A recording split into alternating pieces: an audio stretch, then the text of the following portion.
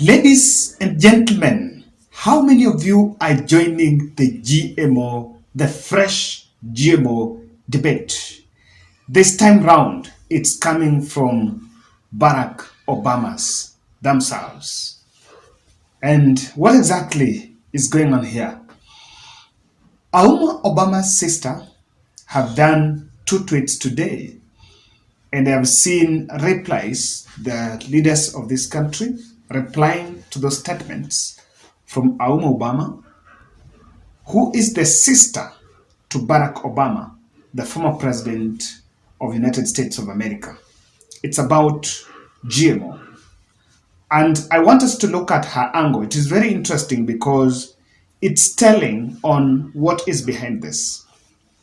Please, dear Kenyans, don't allow GMO to penetrate our markets. This is a crop that has to be bought to be planted. Seeds do not produce fruit, cereal, or vegetables. Think sterile. And cross-pollinate organic plants that mutate to GMO. Subsistent farming, lifeline of the poor endangered. Subsistent farming is farming for household consumption. Mostly what's done there, ule mashambani tu, you plant some, have some small piece of land, you plant your maize there, and it's mostly for consumption, not for commercial purposes. She continues to say, then we are in trouble. I thought we just bought the produce and that most farmers declined the one-way seeds. The millennium villages did succeed because, among other factors, many subsistent farmers opted out. Would love to start a conversation about GMO. Please share your thoughts. So he's asking you to share your thought. There is one understanding that is coming from that tweet that is also, for me, I had not seen that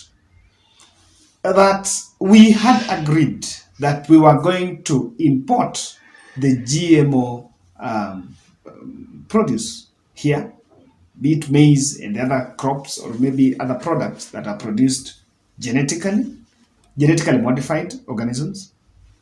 But the discussion on the seed was never elaborated. And in fact, I remember when the journalist asked the president, he was responding in the context of maize being imported, or the products that are being imported. Just get a snippet of how the president responded. I am a scientist. Yeah? Scientists wote wa taifa letu la Kenya. Every university in Kenya, every scientist in Kenya wanakubali ya kwamba GMO haina matatizo yoyote. South Africa, the whole of South Africa, 100% GMO. Marekani, 100% GMO. Nchi zingine, 100% GMO. Umesikia mtu amemea pembe huko South Africa kwa sababu alikula GMO? Ama amemea miguu? Ama wamama amemea ndevu? Nasikia watu wengine wanasema sijui nani atamea nini. You know, hii ni porojo na propaganda ya watu ambao hawataki tuwe na uwezo wa kuzalisha chakula ya kutosha.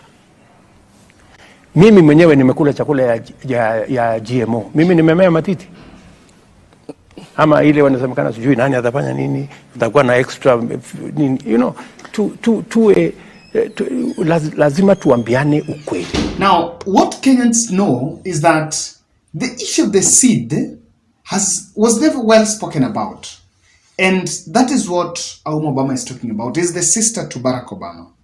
And people would ask, really, you know, this discussion about bringing GMOs here, I think we mostly spoke about it in the context of Kenya Kwanza because that ban was lifted. And remember when Bill Gates came in the country, the discussion was that part of what was his agenda here is the lobbying on the GMO. And he said in many occasions that he's been taking GMO. So to that extent, it was seen as if it was an American thing being pushed. Now, Auma Obama, who also shared lineage with the former president Barack Obama, who now the current president is, and I believe is still his closest ally, is coming out against that move. So what are you seeing? That as much as we may be lifting it, we may be having it, but it's more of an international thing, and there are many interests in that debate. So I've got a very interesting video here, and someone sent for me this video. This is what I use. I liken our leaders to this. And so that is why we can have a lot of the talking, but more actions or no action would be taken. Struggle to this journalist. He was talking to some leader there who I think had procured some vaccine and to sold to some countries, but it didn't work well. And I just want to look at it. This is typical of us.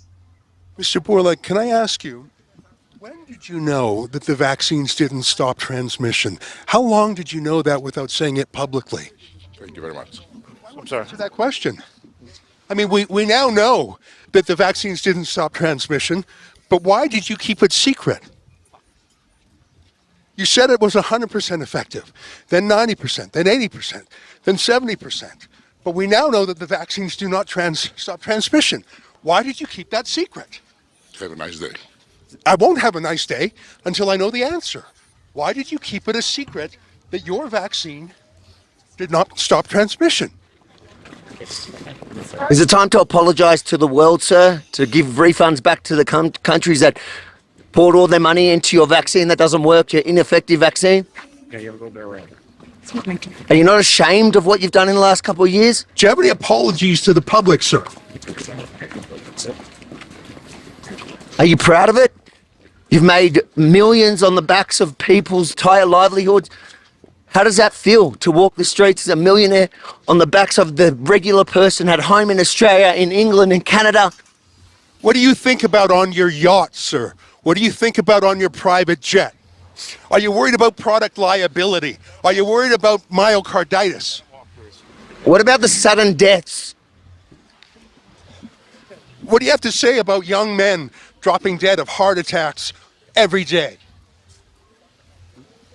Why won't you answer these basic questions?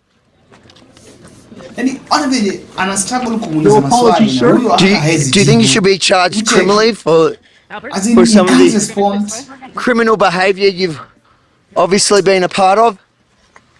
How much money have you personally made off the vaccine? How many boosters do you think it'll take for you to be happy enough with your earnings? Nothing? Who did you meet with here in secret? Will you disclose who you met? That is the kind of leadership that video depicts the kind of leadership that we have. And the people who make decisions, they don't care how it's going to affect the people. They just look at it in terms of the business value. And capitalists, that it's for so long as it's about us, it's not about the people or whether it is going to serve the interest of the people. So that video, the way that journalist struggled to ask that guy the question, that leader the questions, is what is typical of what we have in this country. Now, this kind of this debate about GMO, I said was skewed because when it was introduced, the argument was we have food deficit. Actually, we have maize or cereals deficit. And that deficit was around 10,000 bags. But also looking at making our projections, looking at the March, May rains, we were not still able to produce enough to feed the nation. So the ban was lifted so that we can allow the influx of maize, which according to to the proponents, it was coming at a lesser cost, a more affordable cost compared to those that are not non-GMO. Of course, to some extent, they say that everything we've been consuming here is GMO. So that was, according to me, temporary. As we have that, we are constructing dams, we are subsidizing fertilizers, and we are making other interventions to make sure that we are food stable. So that when we are food stable, ultimately, we are going to make sure we are going to stop it. But according to what Auma is saying, is that we've introduced the seeds. It's like we are bringing the seeds. And I think even when the GMO discussion was going on, I spoke in the context of the subsistent farming. Hiyo farming ya nyumbani, if the seeds are going to be patented or copyrighted, let me use the word copyrighted, but patented seeds. If you're going to use patented seeds, then that means anasema, unlike saizi ambapo home you can buy seeds, but as well bado unaweza tumia the fruit to get the seeds and replant. But in this one, every planting cycle, you will be going back to the shop to buy. And because you've started with it, it's also one that will be monopolistic in a manner. Now, when you create monopoly of that seed, number one, you're increasing the demand of that seed. If you convince people that this is the only thing that can work here, you are increasing the demand of that seed. When you increase the demand of that seed, what do you expect? The price is going to go high. So, and again, if it is on that GMO context, there is the other argument that it may not support mixed farming. Home, mtu atapanda mahindi, na hapo chini mahindi, kuna njugu, kuna maharagwe. Kuna beans. Is doing beans. So, that is helping because for them anapata mahindi kidogo before akingoja mahindi atakuwa ametoa maragwe, or akishatoa mahindi yako na groundnuts there. So mixed farming has always worked for people, especially for subsistence farming. I know many call it orthodox, but whether orthodox or non-orthodox, but it has always worked for in some places. So that monopoly for me is a challenge because not all of us, we are creating a demand that not all of us are going to access. Now, how about if you tried? It cannot be tried in large scale by the large scale farmers because a massive or rather a large scale crop failure. There is one thing also called crop failure where you plant seeds that are incompatible with the soil and you plunge into crop failure. Crop failure will be a big threat to our granary. How about if that is it? That could still be the big secret that we're not seeing.